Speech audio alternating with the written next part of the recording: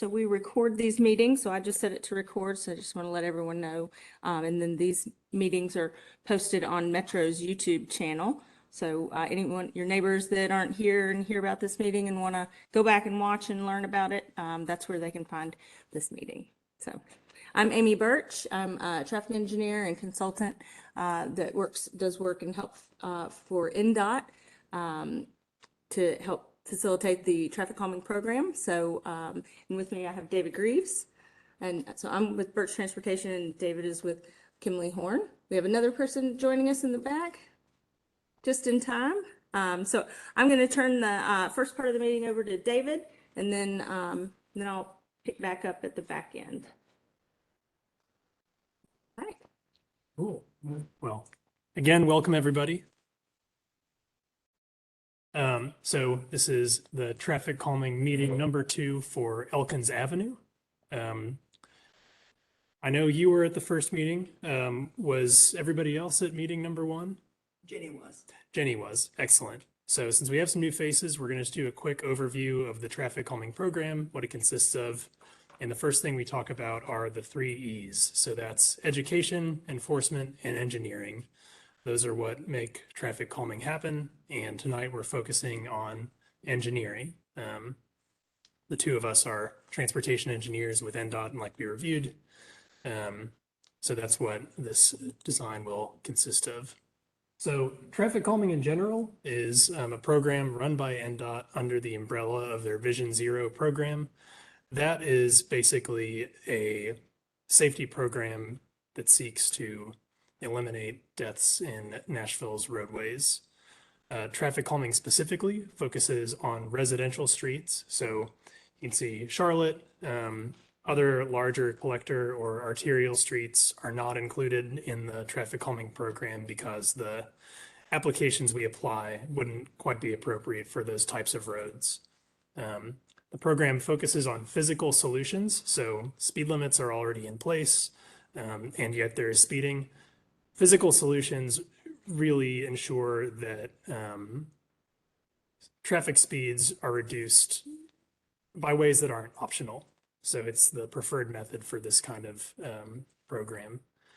And like we already alluded to, the main focus in the general sense is to reduce speeds on neighborhood roadways.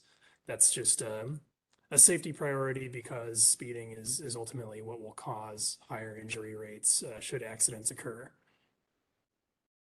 The neighborhood street traffic calming program, like we already sort of mentioned, is a neighborhood street program. So we don't do it by neighborhoods. We choose single streets and design solutions to reduce the speeds on those.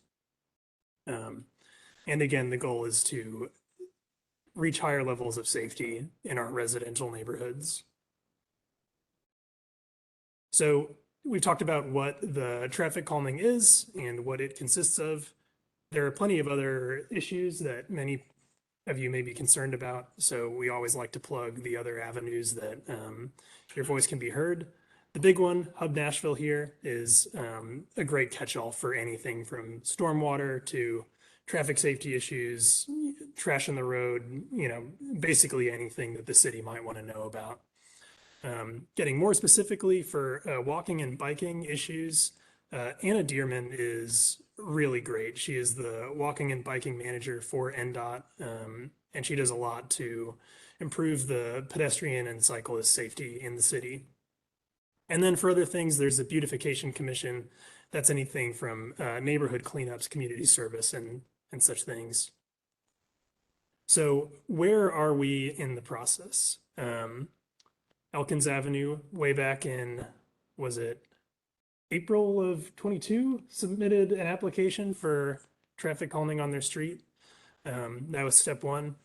We did a prioritization and selection data analysis, collected information about speeds on all of the streets, did a lot of GIS work to determine what kind of environment the street was in, and ultimately Elkins was selected. On October 4th, 2022, my birthday, we had meeting number 1. That was here. There were a couple of us on the phone attended that. And Since then, we've been working on the design for Elkins Avenue. Now we're at meeting 2. This is when we'll present what we designed, given the feedback from meeting 1, and then we'll cover the next steps in what happens should the ballot be approved. So this is a program that is in very high demand with the city. There were 426 applications in this cycle, and Elkins was one of the 24 streets that was selected. Importantly, we want to understand why Elkins was selected. It's a process that takes a lot of data into account. Half of it is just speeding. Like we said, that's sort of the factor that creates danger. And then along with that, we also weigh in neighborhood destinations, things that may encourage people to walk in the neighborhood, active transportation factors such as bike routes, and then crash history. If there are more crashes on a road, that there's a larger problem worth addressing. So this is how Elkins Avenue did. The 85th percentile speed was 31 miles an hour, where the speed limit is 25. That just means that 85% of people were going 31, miles an hour or lower. Daily volume, 330 vehicles per day. We're parallel to Charlotte, so it's much less than Charlotte, but it's a reasonable volume here. And then 40 feet is pretty wide for a street. That's another factor that can encourage speeding. So hopefully our measures will tamp that down a bit. Finally, this is a map. In orange here is Elkins Avenue. It's seemingly the entire stretch all the way from 42nd to 54th. So now we'll turn it over to Amy for proposed, but I want to just pause for questions. If there's anything y'all want to ask about that we covered, we can address that. No one in the room, nobody on the phone? All right.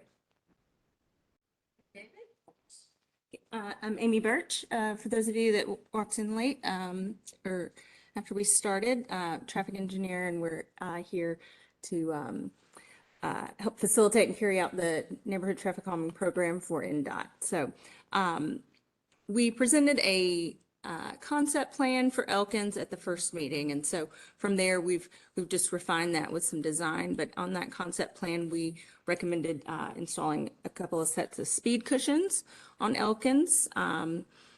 And these are some pictures showing what those look like, but you all live in the neighborhood, you're probably familiar with 51st Avenue and those devices that are installed there. So this is a very similar treatment that we're talking about for Elkins. And these devices are modular so that we can arrange them and depending on the width of the street and the context of the street. They will usually always include a warning sign like the picture on the right. But see, these two pictures show we have a set of 3 across the road. We're on a street that doesn't have a center line or defined lanes necessarily. And then on the street on the right, which I believe is Breslin in West Nashville, we have the devices just 1 in each lane. It really depends on the width of the lane and the width of the street. So these devices are really designed and intended to achieve speeds of 20 to 25 miles per hour, which is around what the speed limit is. The speed limit is posted at 25.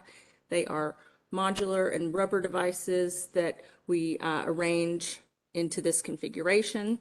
Like I said, they have warning signage installed with them that give drivers notice that they're approaching the speed cushion device. We will typically install them in a series, somewhere between 300 to 600 feet apart, each set of cushions, and that's to maintain a consistent speed along the length of the street. Because we know if we just install one and then a long distance before the next one, there's there's a tendency for drivers to maybe slow down for that device and then speed back up. But it just depends on the type of street and the other traffic control devices on the street. But these devices that we're recommending for Elkins are 6 feet wide, which is wide enough that a passenger vehicle still needs to travel over them, but narrow enough that emergency vehicles aren't as impacted as they travel over the device. They're 7 feet long and about 3 inches high. And just again, depending on the width of the road, we would install them in sets of 2 or 3 typically. Elkins is a much wider street, so we're actually recommending 4. I'll show you that in a plan in a second. And then as we install these and choose the location of where they should go, we're looking at things like where driveway locations are. So we're avoiding driveways. We're not going to put them right at the back of someone's driveway that it's a real nuisance to get in and out of your driveway. We also have some limitations on grade of the road where we can put them. We can't put them on steep grade, things like that. And intersections, we're looking at intersection locations as well. Here's some other images of the speed cushions. This image on the right is kind of a profile view, a little bit of a profile view, but they basically ramp up over 3.5 feet and then down 3.5 feet. So they're combined as 7 feet long as you in the direction of travel over them. And they have these markings, which are painted on the devices that give some reflectivity at night as well, so they're visible. So here's an overview plan of Elkins.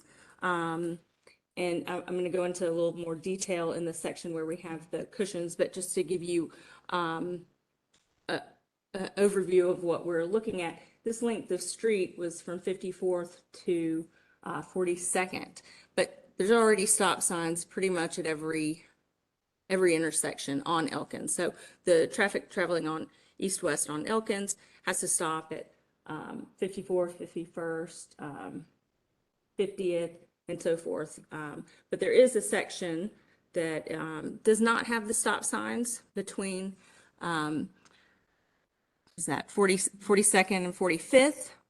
So that's where we're recommending to install some speed cushions to bring that speed back down, because probably drivers are making up some time after they've gone through all those stop signs on the other end of the street before they get to 45th. So the red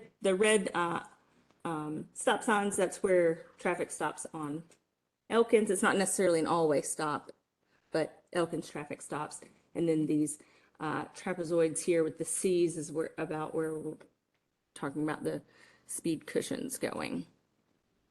So zooming in on that section where we're recommending them, the first set is it's about 23 feet east of the sidewalk at 4412 Elkins Avenue.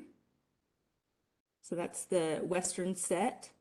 And then the eastern set, so that's just, it's just east of 45th Avenue. And then the other set on the right side of the page, I know it's hard to see on from afar back there, but the other set is located at 4302. Right near you is. Mm-hmm. And so in both directions, there would be the speed cushion sign that's yellow and has the 20-mile-per-hour advisory speed with it. And this is the configuration of how those would kind of lay out in the road. So this lines on the left and right of the page is like the edge of the pavement. And then they would fit 4 across the length of, or the width of the street, with about 3 feet between each device. And so those gaps are so that emergency vehicles can still traverse over them without significant impact, but they are still very effective for passenger vehicles as they travel over.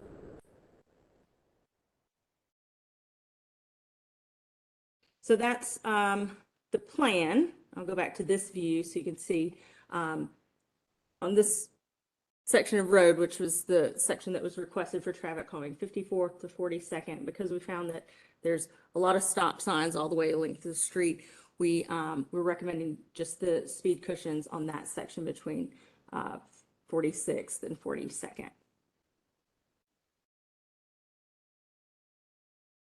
Any questions? Yes.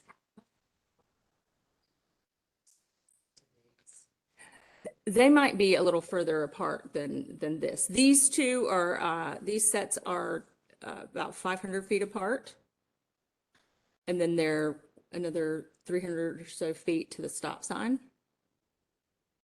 But I think the ones on 51st might be a little bit further apart than that. Right. So there's some limitations on how close you can put them together there. Good point. Any other questions about the plan? Look okay to you all? You're gonna be comfortable going over these? And hope your neighbors and everyone else that travels on the street are going slow and at a reasonable speed. We do find they're very effective. These are kind of the bread and butter of the traffic calming program, and we have a lot of success with it. People, for the most part, like the speed cushions.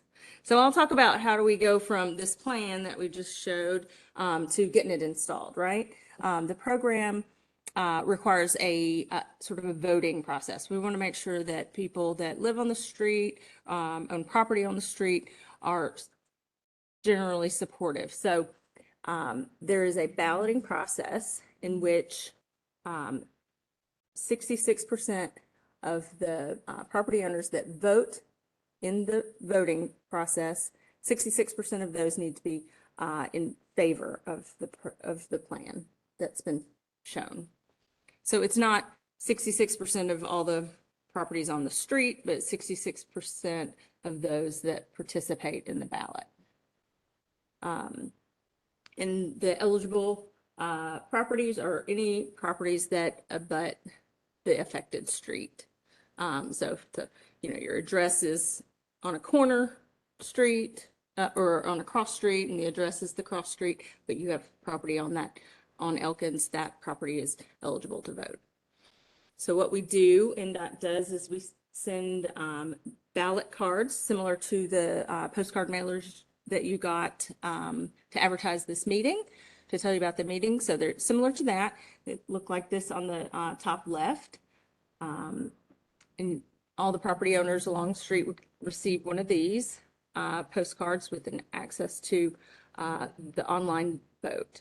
And you can use the QR code at the top, or the website is also typed out on the card as well. And that will take you to the link. It's similar to that size. No, that's not the card for the ballot. You'll get another card. Okay. Another card. And it will have a unique ID code in the bottom right-hand corner, and that's how we make sure we don't have double votes and things like that.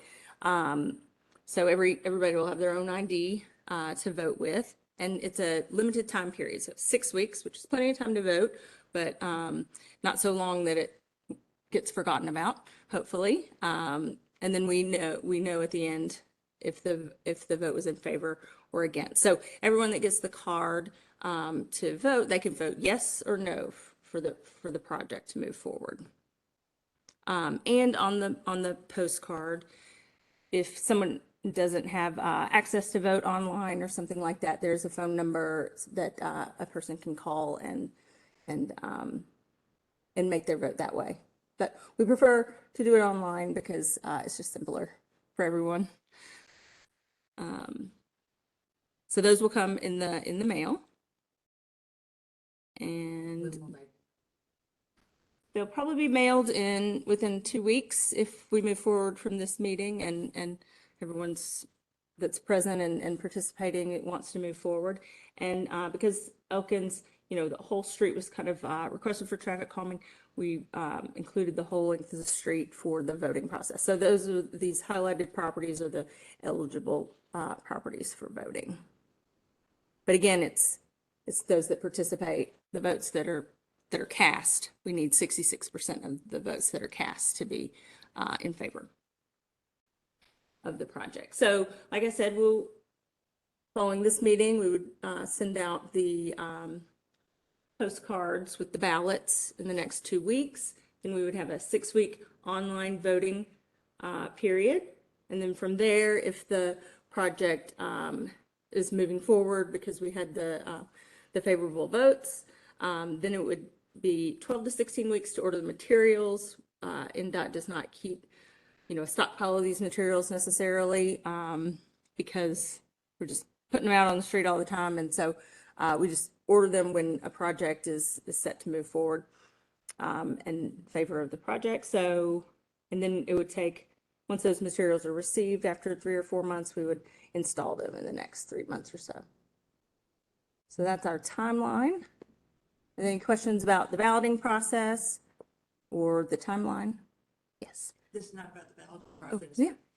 Any questions? You mentioned something that was talked about in the first meeting. Okay. Which was those big concrete barriers at 42nd and 6th. Have you taken those out? Yes. Thank you. I think that was all. I have no problem with the big cushions, but I think that was a little too much. Thank you. Yes.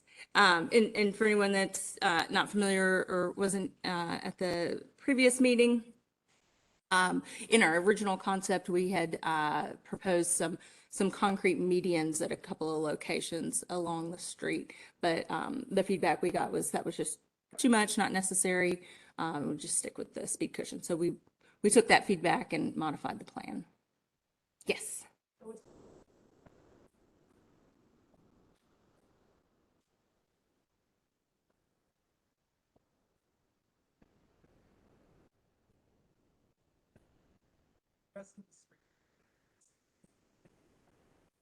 Secondly,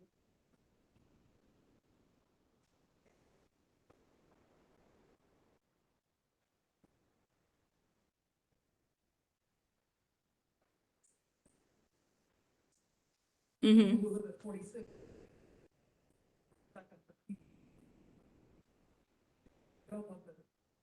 Mm-hmm. What happens?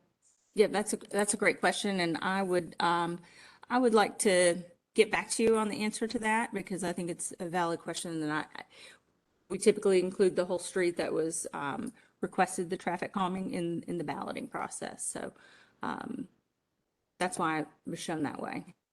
And as far as the less intrusive measures on the other parts of the street, we didn't include that. We just felt like the stop signs were probably doing the job at almost every block. And so we just left it with the speed cushions in that section. Mm-hmm.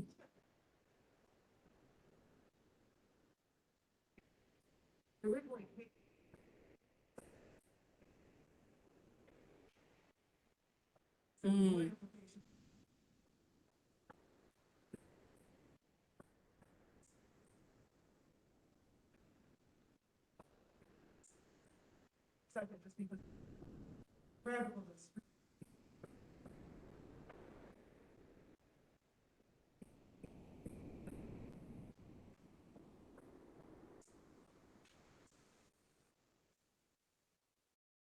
$19 or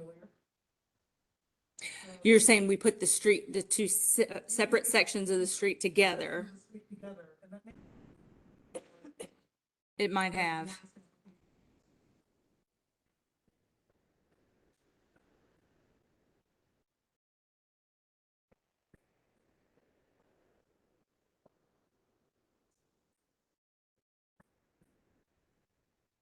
They may also be separate applications. Mm-hmm. Mm-hmm. But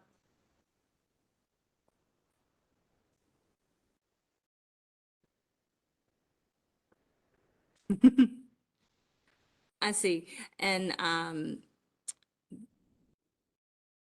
I seem to remember a history of maybe it was Park closer to the school being a different length or something like that. But can I get your information after the meeting and we can follow up on that detail? Mm-hmm. Gotcha. Gotcha. Just out of curiosity, those of you in the meeting, or do you live in the section where the cushions are being proposed, or just along the way? Oh, I feel like our speeders are people cutting through. mm-hmm.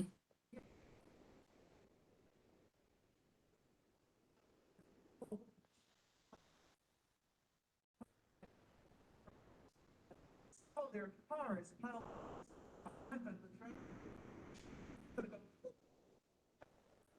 see if there are fewer cars, and they'll just sort of whip. It's actually step 50. The problem is much worse on Nevada. Leave Charlotte to Nevada to 55. Sylvan Park.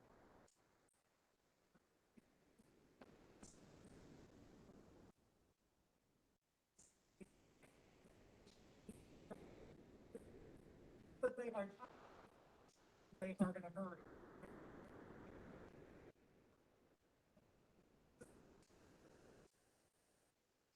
It's pretty.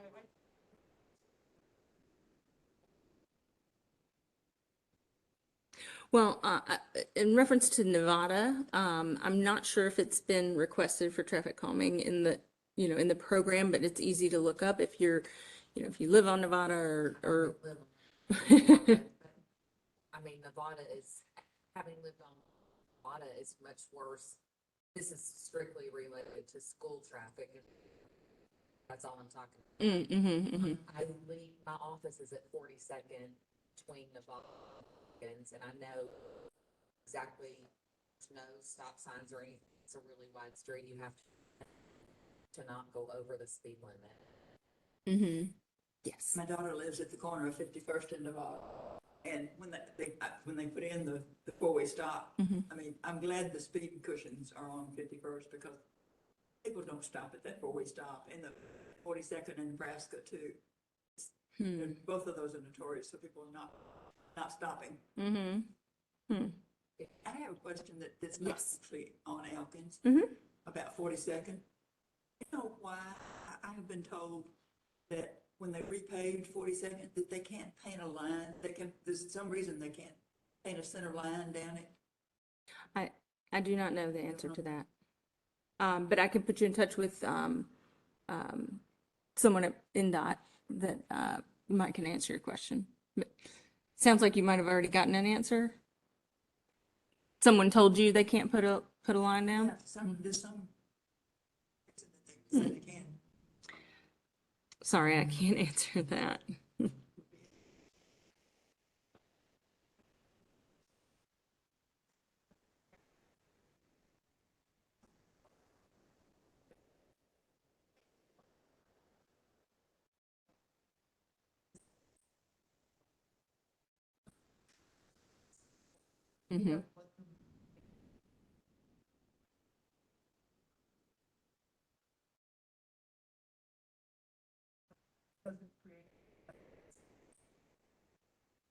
Right.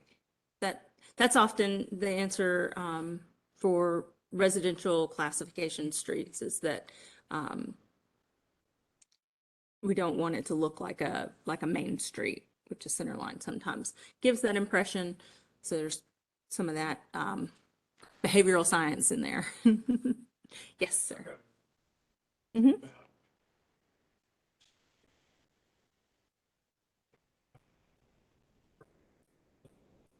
We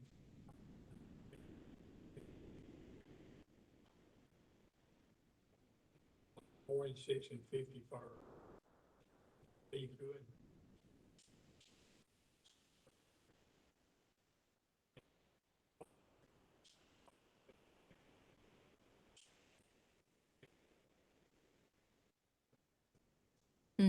South in the streets.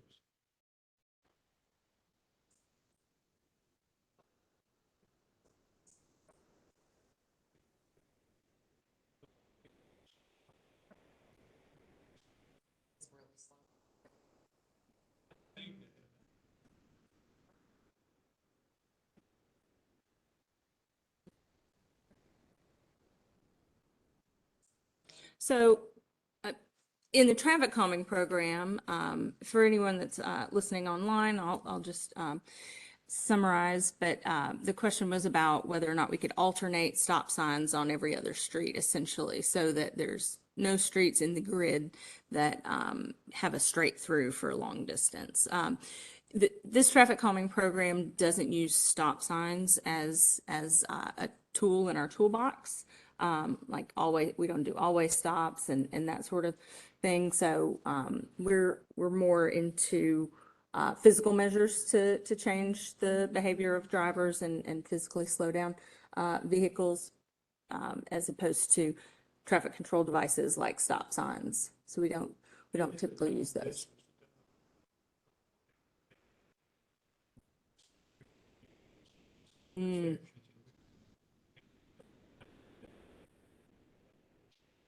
That's one of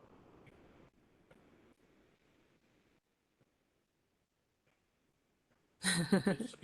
So it sounds like it was done in the 80s. Wow. Yeah. Seems to work.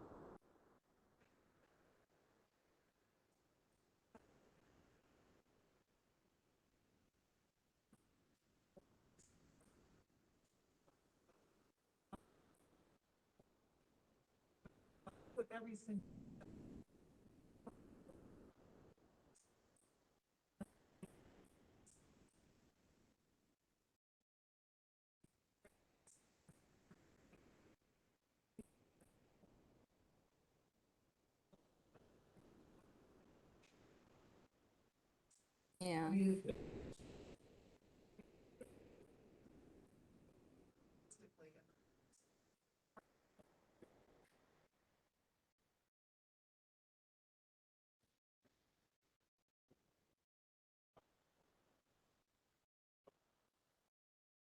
That is correct. The Traffic and Parking Commission does do that, but you're needing to get to a staff person in order to speak. Mhm, mhm.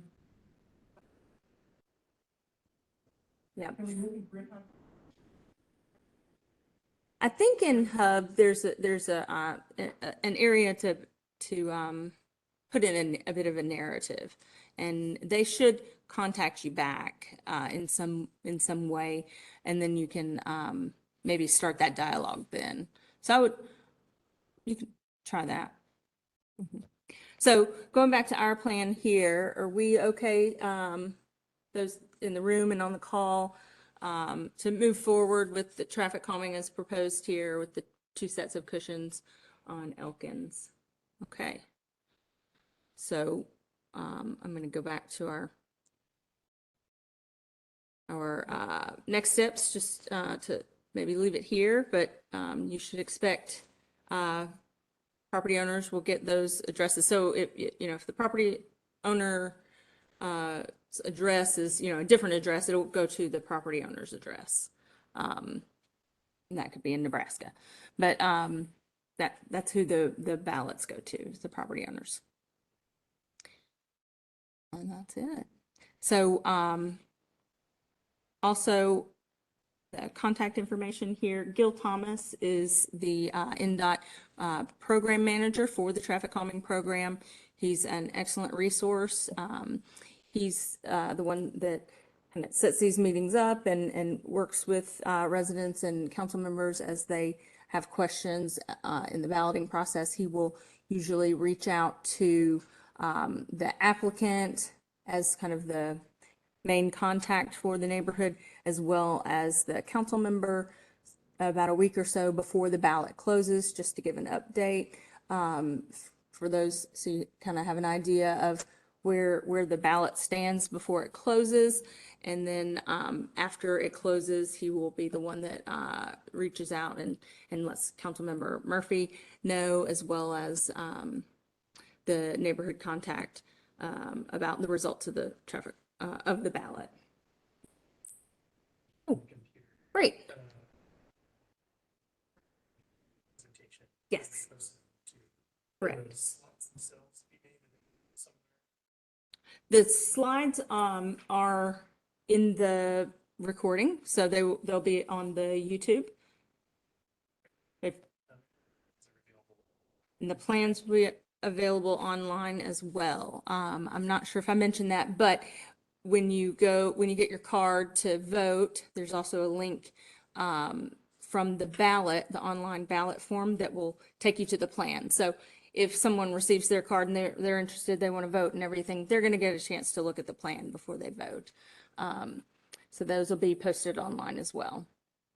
And then the results of the ballot are also posted online after it closes. So you'll be able to, the traffic calming website is TrafficCalming.Nashville.gov. And there's a whole host of information there about the program and status updates on all our neighborhoods that we're working with. And NDOT is continually improving that website and getting the information out there to residents and property owners. So if there's any other questions? Thank you. Thanks for coming and participating, and we look forward to bringing slower speeds to Elkins. Thank you. Thank you. So yes, this will be posted on NDOT's YouTube channel.